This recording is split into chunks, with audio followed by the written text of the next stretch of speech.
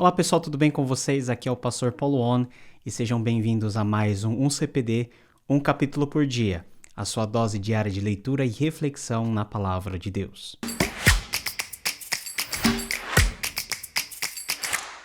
Seguimos na leitura de Gênesis, agora o capítulo de número 31. Vamos ler na Nova Versão Internacional que diz o seguinte: Jacó, porém, ouviu falar que os filhos de Labão estavam dizendo: Jacó tomou tudo o que o nosso pai tinha e ajuntou toda a sua riqueza à custa de nosso pai. E Jacó percebeu que a atitude de Labão para com ele já não era a mesma de antes. E o Senhor disse a Jacó: Volte para a terra de seus pais e de seus parentes, e eu estarei com você.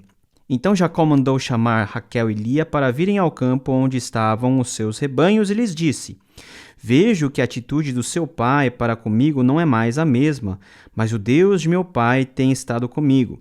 Vocês sabem que trabalhei para o seu pai com todo o empenho, mas ele tem me feito de tolo, mudando meu salário 10 vezes. Contudo, Deus não permitiu que ele me prejudicasse.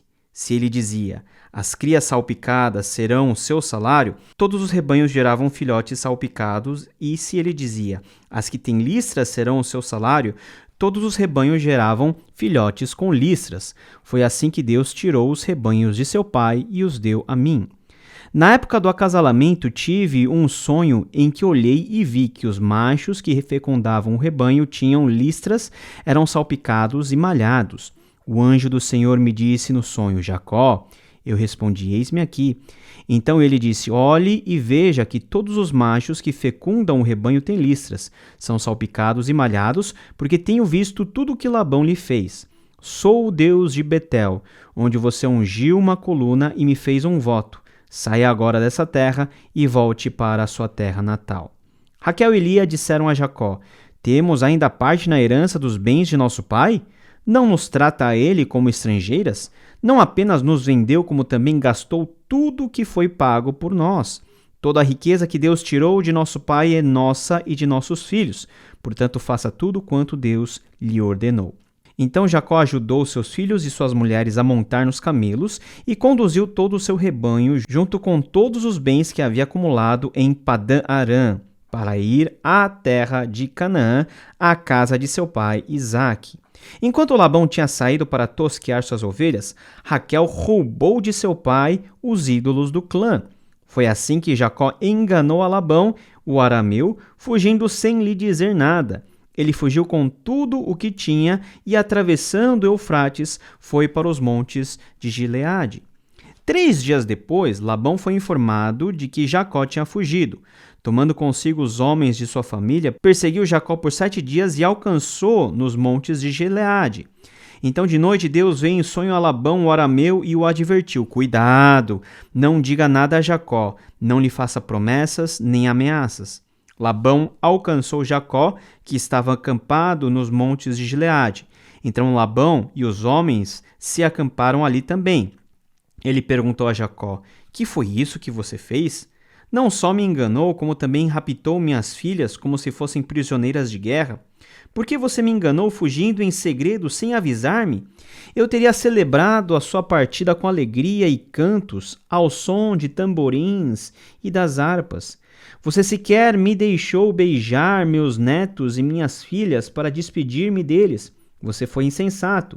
Tenho poder para prejudicá-los, mas na noite passada o Deus do pai de vocês me advertiu: Cuidado, não diga nada a Jacó, não lhe faça promessas nem ameaças. Agora, se você partiu porque tinha saudade da casa de seu pai, por que roubou meus deuses? Jacó respondeu a Labão: Tive medo, pois pensei que você tiraria as suas filhas de minha força. Quanto aos seus deuses, quem for encontrado com eles não ficará vivo. Na presença dos nossos parentes, veja você mesmo se está aqui comigo qualquer coisa que lhe pertença, e se estiver, leve-a de volta. Ora, Jacó não sabia que Raquel os havia roubado. Então Labão entrou na tenda de Jacó e nas tendas de Lia e de suas 2 servas, mas nada encontrou. Depois de sair da tenda de Lia, entrou na tenda de Raquel. Raquel tinha colocado os ídolos dentro da sela de seu camelo e estava sentada em cima. Labão vasculhou toda a tenda, mas nada encontrou. Raquel disse ao pai: Não se irrite, meu senhor, por não poder me levantar em sua presença, pois estou com o fluxo das mulheres. Ele procurou os ídolos, mas não os encontrou. Jacó ficou irado e queixou-se de Labão. Qual foi o meu crime? Que pecado cometi para que você me persiga furiosamente? Você já vasculhou tudo que me pertence. Encontrou algo que lhe pertença? Então coloque tudo aqui na frente dos meus parentes e dos seus, e que eles julguem entre nós dois. 20 anos estive com você. Suas ovelhas e cabras nunca abortaram e jamais comi um só carneiro do seu rebanho. Eu nunca levava a você os animais despedaçados por feras, eu mesmo assumia o prejuízo. E você pedia contas de todo o animal roubado de dia ou de noite. O calor me consumia de dia, e o frio de noite, e o sono fugia dos meus olhos. Foi assim nos 20 anos em que fiquei em sua casa. Trabalhei para você 14 anos em troca de suas 2 filhas, e 6 anos por seus rebanhos, e 10 vezes você alterou o meu salário. Se o Deus de meu pai, o Deus de Abrão, o temor de Isaque não estivesse comigo, certamente você me despediria de mãos vazias. Mas Deus viu o meu sofrimento e o trabalho das minhas mãos e, na noite passada, ele mandou a sua decisão. Labão respondeu a Jacó: As mulheres são minhas filhas, os filhos são meus, os rebanhos são meus, tudo que você vê é meu. Que posso fazer por essas minhas filhas ou pelos filhos que delas nasceram? Façamos agora eu e você um acordo que sirva de testemunho entre nós dois. Então Jacó tomou uma pedra e a colocou em pé como coluna, e disse aos seus parentes: Juntem algumas pedras. Eles apanharam pedras e as amontoaram. Depois comeram ali, ao lado do monte de pedras. Labão o chamou Jegar-Saduta, e Jacó o chamou Galede. Labão disse: Este monte de pedras é uma testemunha entre mim e você no dia de hoje. Por isso foi chamado Galede. Foi também chamado Mispá, porque ele declarou: Que o Senhor nos vigie, a mim e a você, quando estivermos separados um do outro. Se você maltratar minhas filhas ou menosprezá-las, tomando outras mulheres além delas, ainda que ninguém saiba, lembre-se de que Deus é testemunha entre mim e você. Disse ainda Labão a Jacó: Aqui estão este monte de pedras e essa coluna que coloquei entre mim e você. São testemunhas de que não passarei para o lado de lá para prejudicá-lo, nem você passará para o lado de cá para prejudicar-me. Que o Deus de Abrão, o Deus de Naor, o Deus do pai deles, julgue entre nós.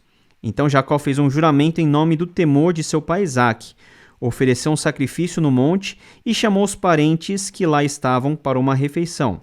Depois de comerem, passaram a noite ali.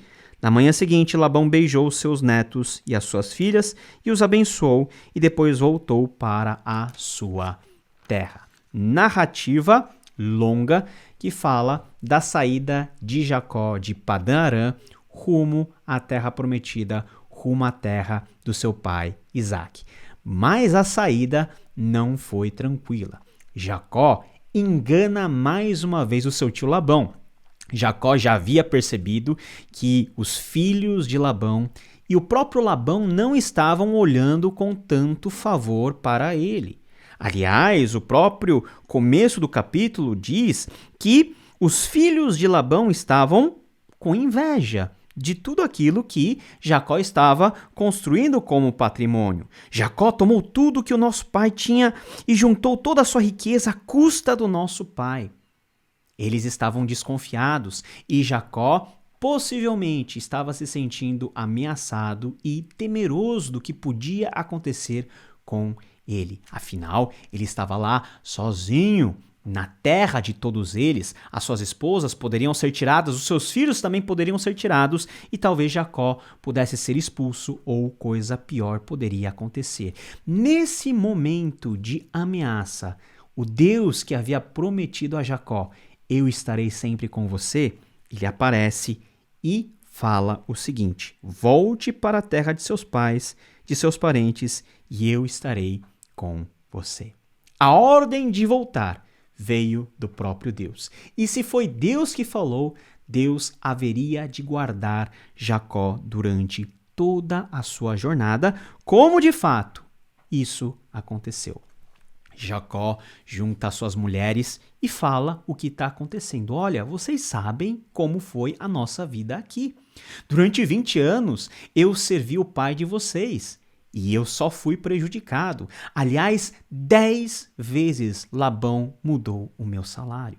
Então nós vemos que durante todos esses 20 anos, 14 para Jacó ter Lia e Raquel e mais 6 para que o rebanho de Labão fosse aumentado, coisa que nós vimos no capítulo anterior, 20 anos de trabalhos árduos, não reconhecidos, comendo às custas de Labão. E todo o prejuízo que Labão tinha com ovelhas perdidas, com ovelhas que foram estraçalhadas por outros animais, tudo isso caía na conta de quem? Caía na conta de Jacó. Jacó foi maltratado, Jacó foi injustiçado, e nós sabemos por quê. Ele estava pagando por tudo aquilo que ele havia feito de engano, mas toda a história ela é constituída por golpes de engano. Jacó foge na surdina, coloca os seus familiares nos camelos e vai. E só depois de 3 dias Labão descobre que toda a família de Jacó fugiu. E mais 7 dias Labão corre atrás de Jacó para persegui-los, provavelmente para fazer algo contra Jacó. Mas nesse intervalo, o Senhor, o mesmo Deus de Jacó, também aparece em sonho para Labão, dizendo o seguinte: você não vai tocar nele, não diga nada contra ele, não faça nada contra ele. É por isso que Labão, ao encontrar-se com Jacó, ele se queixa. Por que você fez isso?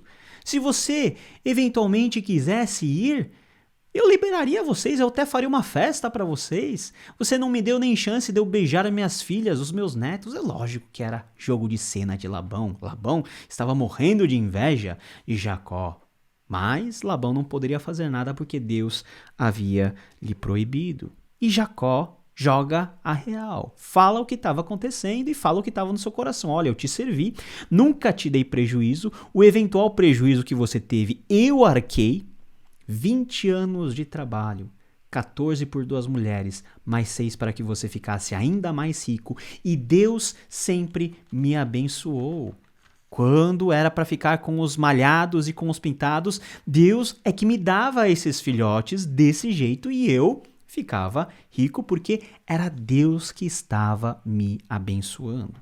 Até o final, Labão diz que as mulheres, as filhas, os netos e todas as posses eram de fato dele. Nós não vemos Labão reconhecendo que Jacó tinha direito por parte daquilo que ele tinha, por méritos próprios. Jacó havia conquistado. Não, Labão não reconheceu, mas para que houvesse paz entre ambas as famílias agora, eles fazem um acordo. Jacó coloca uma pedra como coluna, os parentes trazem várias pedras para que esse monumento fosse uma memória e há uma aliança de mútuo reconhecimento e também uma aliança que protegia ambas as partes de uma agressão. Enquanto que Labão oficialmente reconhece que tudo aquilo que Jacó tinha era dele, a contrapartida era que Jacó deveria cuidar das suas filhas, não poderia fazê-las tristes, Jacó não poderia ter outras esposas, e uma vez que o acordo fora selado, eles têm uma refeição juntos, porque é assim que os acordos eram estabelecidos na antiguidade, e também Jacó sacrifica ao temor de Isaac. Quando por 2 vezes nesse capítulo nós temos a expressão temor de Isaac, é a referência ao Deus de Isaac, ao Deus de Abraão. Diz lá no final do versículo 53, então Jacó fez um juramento em nome do temor de seu pai Isaac, ofereceu um sacrifício no monte e chamou os parentes que lá estavam para uma refeição. Depois comeram, passaram a noite ali. E na manhã seguinte, Labão, depois de tudo o que aconteceu, retorna para a sua vila, retorna para a sua terra e Jacó prossegue a viagem rumo à terra de seu pai Isaac, mas muita coisa ainda vai acontecer até que Jacó chegue lá. E em todo esse caldo em que um está enganando o outro, nós vemos que mesmo assim, Deus ele tem um compromisso com Jacó, porque foi essa aliança que Deus fez a ele. Eu estarei com você. Não é que Deus está justificando, mais uma vez, os pecados de Jacó.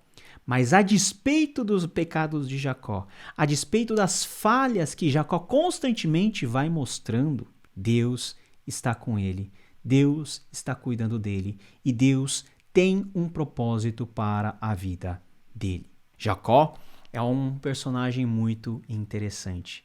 Nós podemos ver que ele, em cada narrativa até agora, fez jus ao seu nome, aquele que engana. Mas esse usurpador, ele está na mira de Deus para que, por meio da aliança e por meio da ação desse Deus, esse Jacó seja transformado. E nós vamos ver ainda nos próximos capítulos como que esse Jacó vai ser transformado e como que ele vai virar Israel. Deus, ele quer fazer uma obra no nosso coração também. Nós que antes éramos como Jacó, nós que estamos ainda mergulhados em nossas limitações, nós somos alvo da mesma graça de Deus. Graça essa que nos transforma, graça essa que nos edifica, graça essa por meio da qual Deus quer fazer uma obra grandiosa na minha vida, na sua vida também. Jacó sofreu bastante, 20 anos, e ele haveria de sofrer ainda mais. Mas Jacó estava matriculado nessa escola do sofrimento, aonde, depois de muito tempo, ele haveria de ser transformado numa pessoa, efetivamente, do centro da vontade de Deus. Que Deus nos abençoe, que Deus nos ajude e não fique desanimado com a confusão que eventualmente você possa estar vivendo na sua vida, no seu contexto, no seu cotidiano, situações adversas, tribulações, situações que deixam você chateado. Deus está com você. Se você estiver com o seu coração nele, Deus há de tratar você e Deus há de abençoá-lo. Fique com Deus e nos vemos no próximo capítulo. Tchau, tchau.